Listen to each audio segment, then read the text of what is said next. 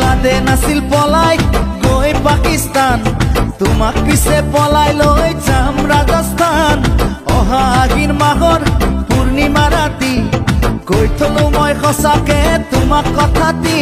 ঐ অকৰা বাপেৰে দিদিয়ে মোলৈ হলো আইনি নিলে থাকিম বাৰু কেনেকৈ বহিলে বগিব